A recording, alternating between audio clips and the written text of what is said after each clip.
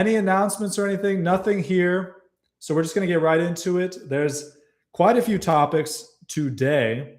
I'm going to be touching on, again, the Vivek Ramaswamy victory. I just think it's really important. I think it's really important, as some other people think it's very important. People that I'm on their side and people that I'm against all think it's important, and I agree with them, maybe for different reasons. We'll get into that a little bit. I'm going to touch on something that Brian Holdsworth was talking about recently. So I'll talk about that in a few. And then I want to get into some strange just worship of rich people and what rich people have done in the past and what they're doing today. Because I've been seeing a lot of that recently and my whole life, really. So I want to touch on that. It's going to be a busy day, so I want to jump right into it. Might be a longer episode, but we'll see what we can do. So let's get right into it. So first of all, as you may know, as I talked about yesterday or the day before, Vivek Ramaswamy won the primary to run for the Republican Party in Ohio. And I know this sounds really political. It will be a little political, but it's mostly going to be related to culture. So why am I talking about Vivek Ramaswamy winning in Ohio? I don't even live close to Ohio. I think this is important because Vivek Ramaswamy is specifically an Indian Hindu who is highly supportive of legal immigration, especially from India, in terms of labor from India, workers from India, bringing them in. He's also been very openly hostile to Americans, implying and saying directly that we're dumb and lazy and stuff like that. And usually the Republicans, you think of them, white, European descent, Christian, whether Catholic or evangelical, Protestant. So first of all, I don't like the fact that the Republican Party is trotting Ramaswamy out as their candidate. And a bunch of political pundits have already talked about this, and they talk about it way better than I do. But I specifically want to talk about it in terms of religion. This is a Hindu, and I'm not just picking on Hindus because this is happening all over the place with different religions, including Judaism and Islam. But America, in theory, is a Christian country. And a lot of people actually debate that. But if you go into the history, the founding of it is super Christian. I'm not even saying Catholic. I'm Catholic. It's not a Catholic founding, but it's a Christian founding. And this country has been majority Christian ever since the beginning. Nowadays, it's getting close to not being. I think the last I saw was like 65, 70% Christian. And when you have that kind of stuff, you always have to lower it for people that are actually practicing Christians instead of just saying that they're Christians. But you have a Hindu Indian man openly despising the culture that he's entering into, being trotted out by the Republican Party and potentially going to be the governor of Ohio. And that is a huge problem. Because in my opinion and in my belief, we should be supporting Christian candidates for public office, for everything, really. I've even gone so far as to tell people in private that I think that we should only have Christians allowed to be in political office. And I know that's not a popular opinion. I know that's, a lot of people, we have this very open society feel where, all the religions are the same. It's all just private.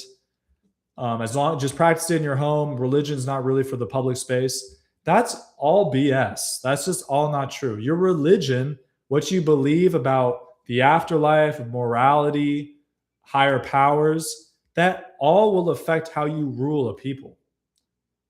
How you rule even employees, how you rule anything. But when we're talking about public office, you're ruling, you're going to be part of the state.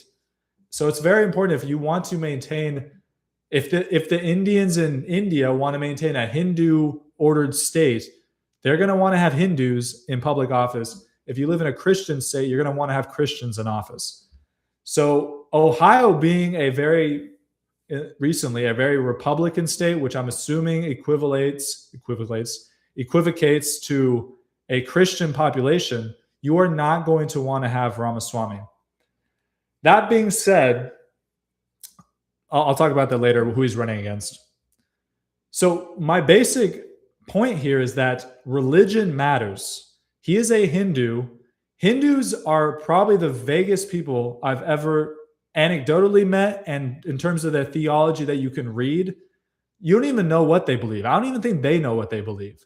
I told you the other day that Ramaswamy, he's talking to these Christian supporters of his, and he's saying Jesus is a son of God. He's not the son of God. And it's always this way with Hindus. And I don't hate Hindus. I don't hate anyone. I'm just telling you the bare facts. They'd probably tell you this too. They're just so vague about everything. They're very like accepting religion, anything goes. The morality is very sketchy. You don't really know where they stand on that. And I would argue specifically Ramaswamy and a lot of, Indian Hindus that I've met, they're just about their tribe. So, they're going to do whatever for their tribe.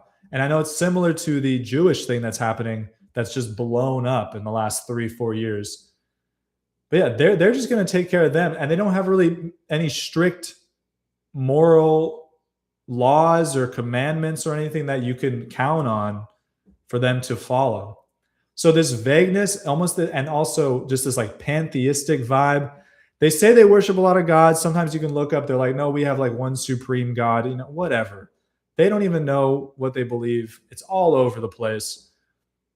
And do we want people like that? Not only that, it wouldn't be that much of a problem, sadly. I think it should still be a problem, but it's dire right now because he just openly is like going against this idea. He's saying, why does the fact that I'm an anchor baby from India, my parents are from India, we're Hindu, why does that matter? It only matters what I think about economics. It's like, no, there's more to ruling than economics. There's more to a country than economics. People want to act today. You got these libertarians and you got these communists and stuff. They want to act like a society is just a place where you make money. It's just like a GDP. People are just numbers. They can produce stuff for you. They can produce profit. They can produce products. That is not what a society is. A society is a group of people. We are people. We are human beings. We have dignity. God created us. We are special. We have reasoning. We have an intellect. We have will. We have free will. We have choice. So yeah, I'm not about this guy. I usually vote Republican. Republicans have been screwing us over for so long. And I really encourage you. I think I have any subscribers from Ohio, but if you're from Ohio, do not vote for this man. And I want to get into who he's running against. He's running against a Democrat Jew, which is also terrible. But she's not openly despising the very, like at least openly as I've seen, not openly despising these concepts. I'm sure she actually believes that religion is important. She just probably hates Christianity. But this Ramaswamy guy is so cocky. I agree with Nick Fuentes. We need to send a message to the Republican Party. It's like, let Ramaswamy go Democrat. They love diversity there. They love all the religions there. We love the religions too, but we don't want them ruling us. We don't. I'm telling you, we don't. This affects everything. So yeah, he's running against a Democratic Jew. Not great, but he is openly despising the culture that took him in. He's going for the Republican side. We need to send a message. I don't live in Ohio, but if I have any influence power over Ohio, I will push it towards not voting for Ramaswamy in general or actually voting for the other party. Unless it has to do with abortion. I don't know what they're running for in terms of abortion. If she's going to change the laws to make abortion more accessible or legal. I don't know what the current Ohio laws on abortion are. That would be a reason for me to say you can't vote for her, the Democrat. But as it gets closer, I might talk about it some more. But I hope that the main thing is making sense is like religion does matter. If you're Hindu, if you're Catholic, if you're Protestant, whatever Protestant sect you are, those things matter. If you're Jewish or Muslim, religion is the most important thing. For sure. It's above race. It's above nationality. It's above ethnicity. Race or religion is the most important thing.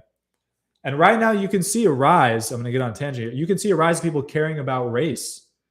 And I believe race is real, but it's nowhere close to religion in terms of importance in a culture. So I'm seeing that, and I really don't like where that's going. And I want to be very adamant. In a culture war, religion is the most important.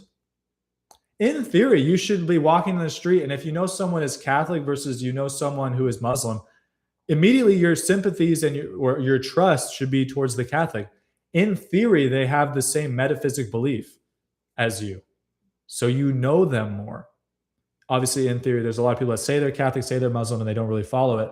That's a whole different basket of potatoes. But religion is important. Religion matters. So yeah, we have to stop him in Ohio for sure. We want, if you are a Catholic, you should, and you shouldn't be ashamed of this. You should want European descent Catholic leaders, and I include, Mexicans, Catholics. I would rather have a Catholic Mexican than a American-born Jew. Straight up, assuming they're both, actually of those things, and actual practicing Catholic and stuff. I just think that's a no-brainer. And let me know if you disagree with that. I just think that's a no-brainer. The metaphysics, think about how much religion affects. It affects what you believe about the afterlife, which will affect how you act here. If Hindus just believe you're like reincarnated, some of them believe, and I don't even know. It's crazy. If you look into it, it's crazy. Like, why would they feel like they need to do good to you here? In terms of I'm just talking about culture, society. Why would they do good to you here?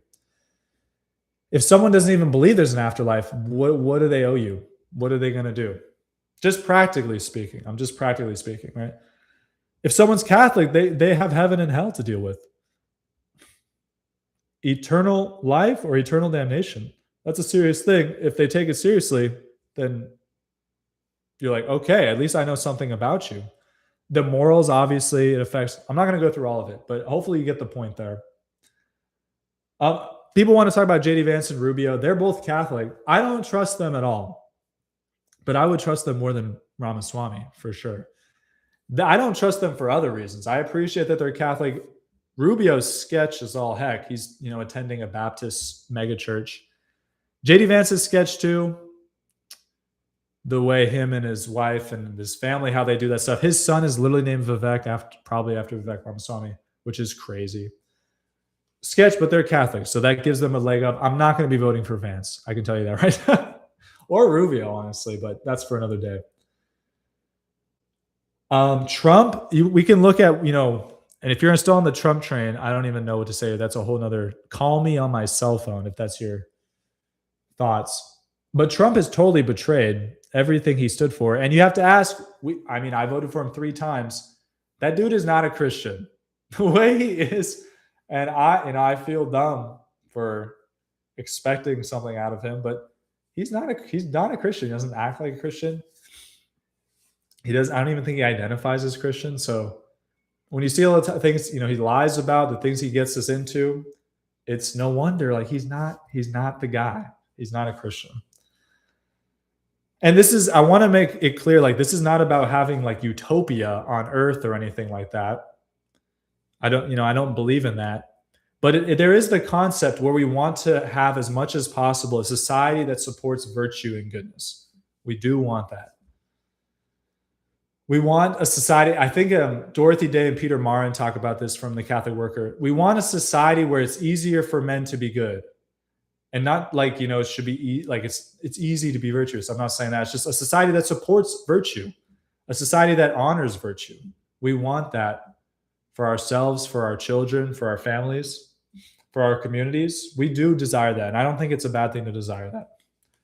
So that's what we're trying to do. We're just trying to, not that we're going to hit a utopia or anything, but as much as we can in this life, we want to make a society that encourages virtue. And this is for the salvation of souls. A society that promotes the gospel, promotes virtue for the salvation of souls. That's what we want. All right. That's the first thing. Second thing, I want to shout out Brian Holdsworth. I think I was a little hard on him once. He's great though. Catholic YouTuber guy. I want to kiss him in like a non-synodal, non-homosexual way. He was talking recently, I just watched the video today, about, what does it mean to be a Catholic? People are saying you're not a Catholic, you are a Catholic. What does it mean to be Catholic? And this guy brings out the receipts. He brings out the papal documents. I'm always going to respect that. You know, I love the documents. And so he brings out, I'm going to read it in case you don't watch him.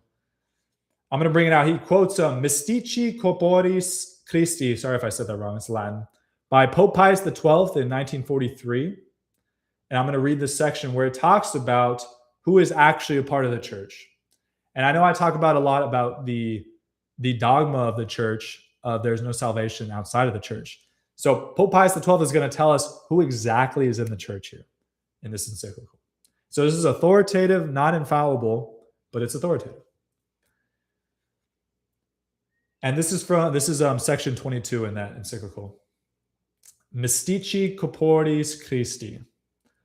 It says, quote, actually only those are to be included as members of the church who have been baptized and profess the true faith, and who have not been so unfortunate as to separate themselves from the unity of the body, or been excluded by legitimate authority for grave faults committed.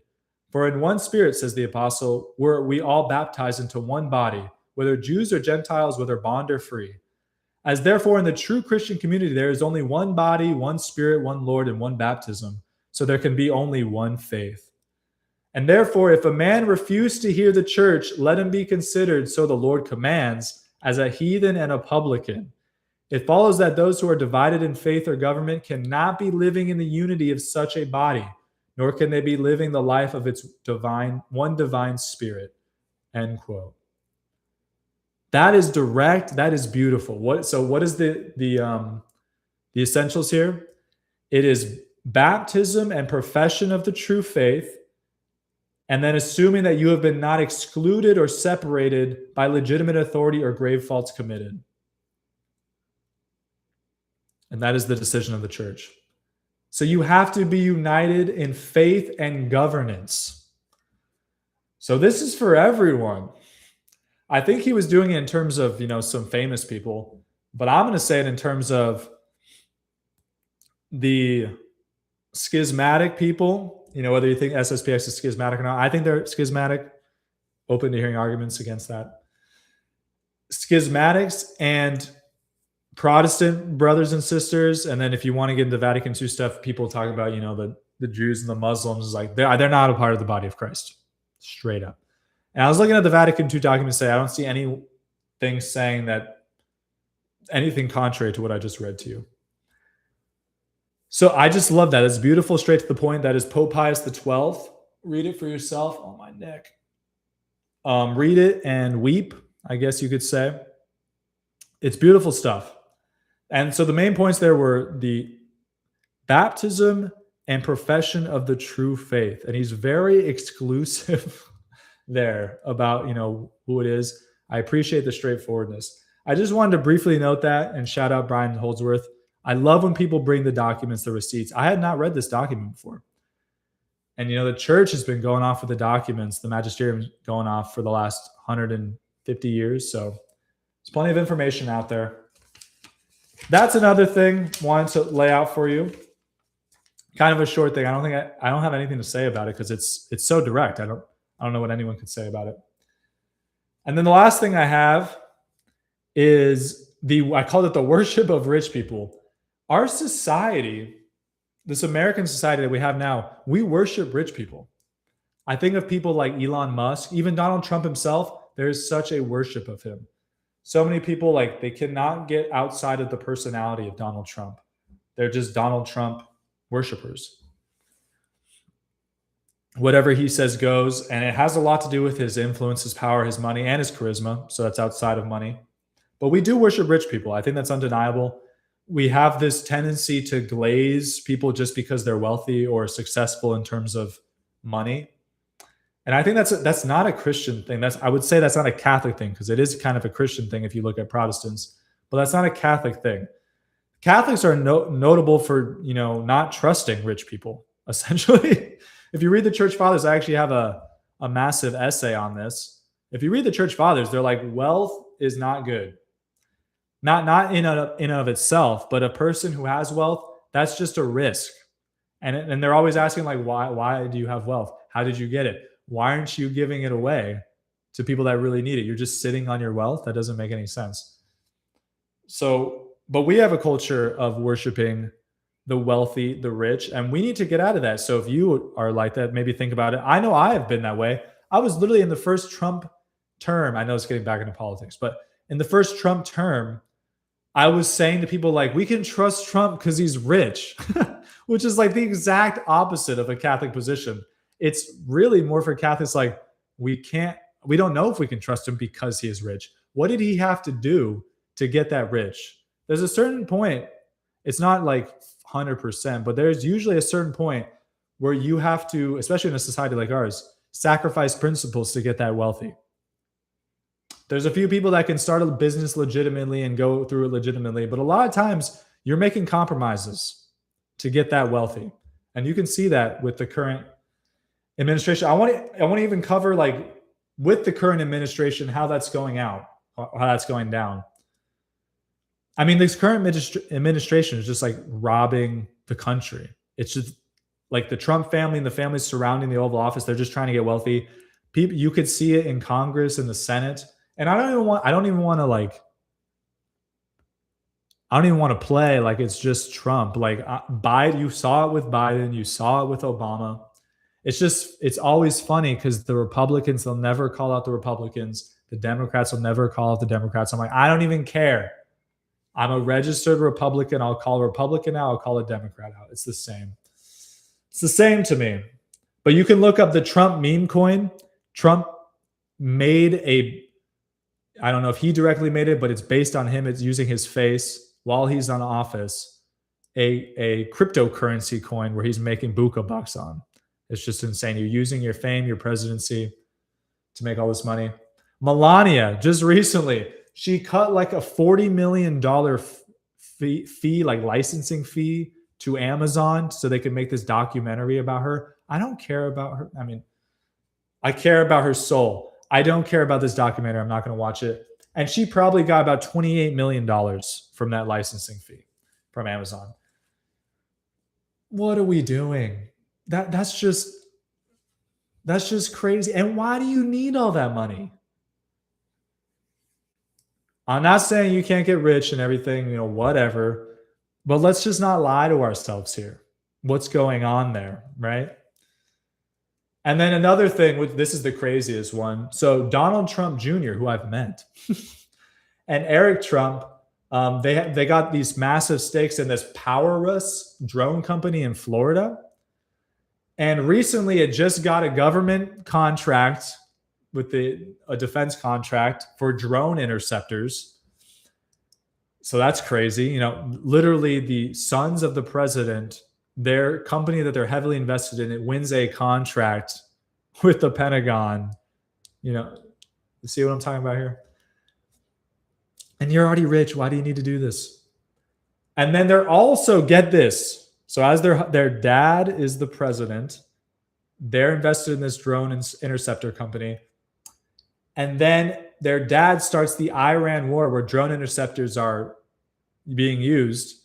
And now they're pitching drone interceptors to the Gulf states, who are the ones that were mostly getting attacked by Iran with drones and other missiles.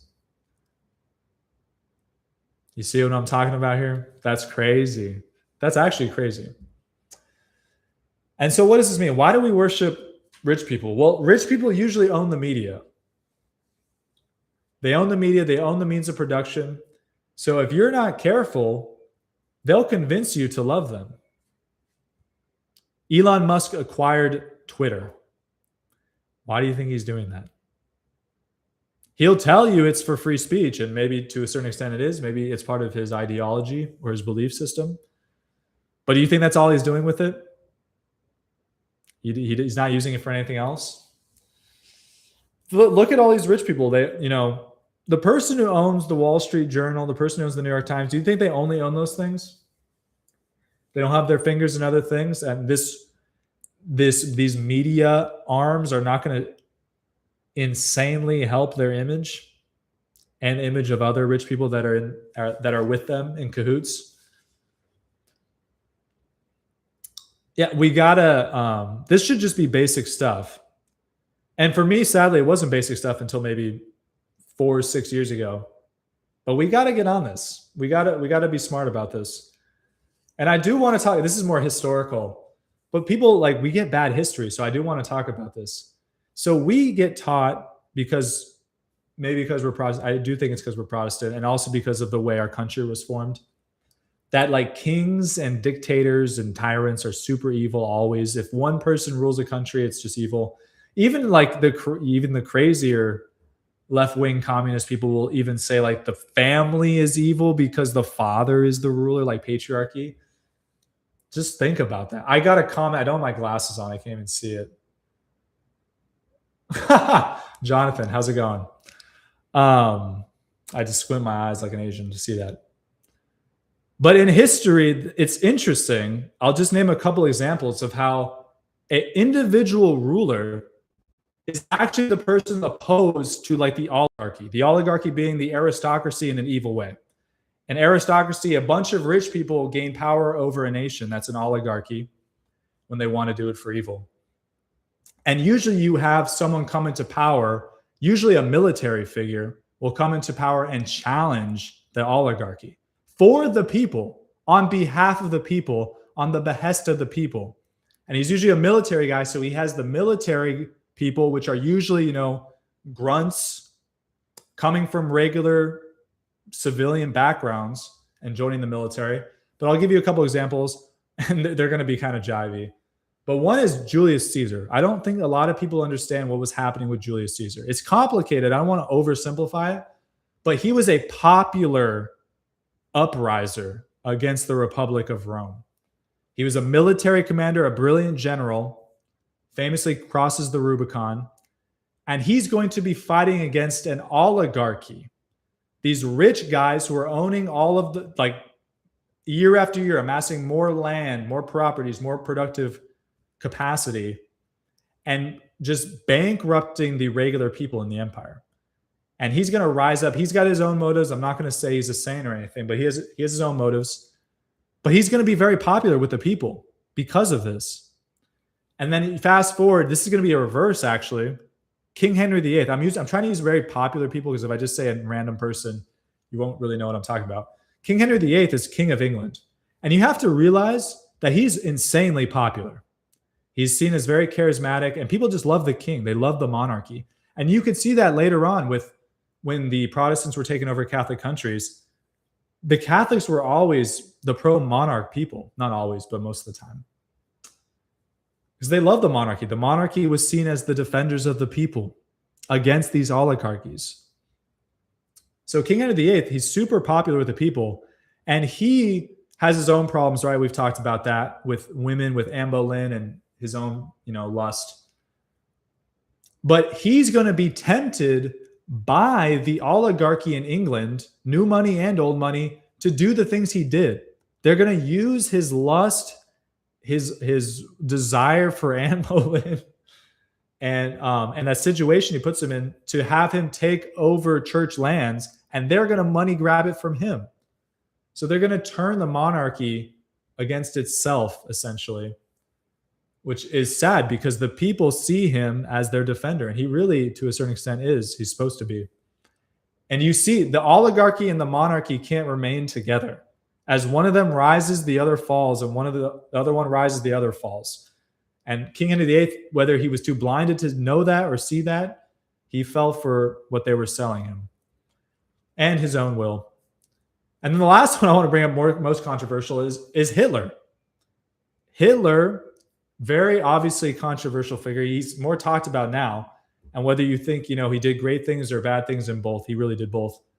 What is he striving against? How does he get into power? He is fighting against a system, and this one mostly by foreigners, not even by domestics, by foreigners, of people that are basically raping Germany. And you have among those the Allied forces, the French especially, not especially, but they're a part of it as well, that they're just taking all of the wealth from Germany. And so you have one man who's going to be able to rise up popularly. It starts up slow, but it gets more and more popular. So eventually you have a Third Reich where people just want him to be the one leader. And he's going to, fight against all of these different powers that be, international Jewry, the banks, the Allied forces, different countries that are trying to get reparations from Germany. He's going to fight against all these things and he'll say for the sake of the German people. And he's super popular. So if we know these historical facts, we can kind of place where we are now, where we have this worship of the oligarchy. We despise kings and stuff. Even with those considerations, just hit the mic there. Even with those considerations, think about what Trump was tapping into. Trump basically makes all these jokes all the time, which is tapping into something real in society. Is like, oh, what if I become King Trump, Pope Trump? I run for a third term, no term limits. He's always joking about this stuff. And the people love it because he has a cult of personality. But why do the people love it? Because we recognize we're being raped by the oligarchy. And I know I started this by saying like we're worshiping them. It's like, yeah, we're worshiping them. Most of the country is. And then you see this like radical right-wing group that is gradually rising up that is like the same thing as like a Hitler thing, a Julius Caesar thing. It's that concept of like, we don't want these rich people taking advantage of us. We need this one person to take over, to be that person we can surround and take back the country from these rich people. Nowadays, it's even crazier because the world is so much more global. So it's like, it's almost more difficult and worse. But yeah, hopefully I'm making sense. I kind of ranted there for a little bit. So basic point there is that a lot of America, we worship rich people. There's a small contingent that's rising that Trump is tapping into. What he's not even going to do anything about it, which is like the far right, you would call it, who almost wants a dictator, who wants just like a Hitler type figure to take back this country from the oligarchy. But yeah, we're stuck in like this. We worship oligarchy. We worship democracy and all this stuff. So it's going to be an interesting thing. But I really want to get past this worship of oligarchs because all this free trade crap, all this stuff, it just sucks and it's destroying our country. It related to the Ramaswamy thing too. But I'm not going to get into that. How much time have I got? All right, I've gone over a half hour. That's usually more than I usually do. I'm gonna see if there's a question here because I can't even see. Someone said, can I get a shout out for Josh and Devin from St. Thomas Aquinas? Sure. Shout out to them. I love it. I don't know if you guys want to be shouted out in my videos. They're not exactly rated PG, I guess. I guess they're fine. They're not that controversial. But shout out to them. Shout out to the people that commented. I appreciate it. It's fun. If you guys have questions in the future, let me know. I'll wear my glasses next time, or I'll have someone read them to me. I'll have someone sit off to the side when I'm back in the studio. Only a couple of weeks until I'm back in the studio. It'll be more easier to manage all this stuff. Right now, it's a little hectic. I got notes everywhere, and it's crazy. But yeah, thanks for tuning in. That's all I have for you guys tonight. God bless you. God keep you, and I will see you on the next show. Good night.